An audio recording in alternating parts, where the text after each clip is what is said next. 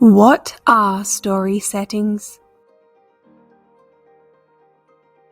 Every time we read a story, we're taken on a journey to a special place. This place is called the story's setting. It's where the story takes place. It tells us the location, like a playground, a forest, or maybe a kitchen. It can also tell us what the weather's like, just like this snowy blizzard, brrr, or a sunny day. The setting also includes the time it takes place, like at night, during the day, in the past, or even in the future. Cool! It could even be a different world that you create. Settings can be as realistic or creative as you like, depending on what type of story you want to tell.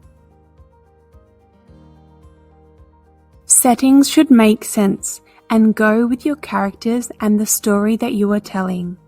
For example, if you are writing a story about a doctor who saves lives, then would it make sense to have a setting underwater or at a hospital? Yes, the hospital would make more sense for the setting of this story.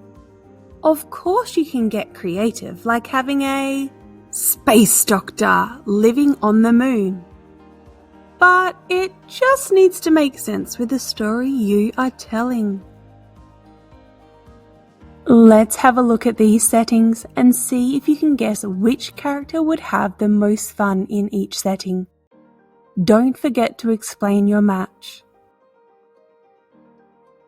Maybe you said the clown would fit at the circus, the astronaut in space, and the mermaid in the ocean.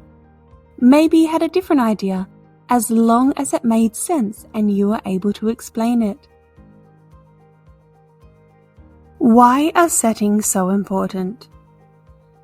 Story settings help us understand what's happening in the story and help the reader feel different emotions. For example, if the characters are in a spooky haunted woods, we might feel scared with them.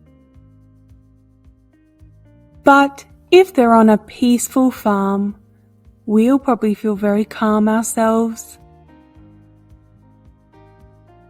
Stories can have more than one setting, as the characters may change locations or times in their lives. When creating your own setting, you need to think about the smaller details. Take this island, for example.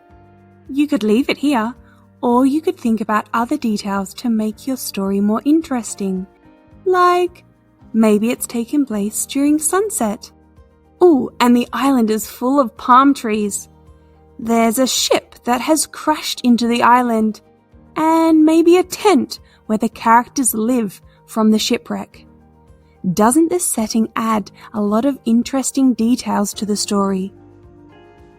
Now, sometimes the settings may be drawn for you like this, or they might be written. And you know what's really cool? When you read a story, your imagination can take you to the setting and come alive. You see, hear, feel everything, just like you were there with the characters. Let's read this text. He lived in a dark and spooky forest inside a cold, cramped cave. The cave was covered in beetles and spider webs, and he often heard bears growling from outside. Can you see how these adjectives, dark, spooky, cold, and cramped, tell us more about this setting? And these extra details about the creatures and sounds allows the reader to really picture the setting in their imagination. It's like we're there. Thanks for learning all about settings with me. If you want an extra challenge, draw your own setting for a story. Think about the location, weather, and time of this setting, and any extra details that you want to add to the story.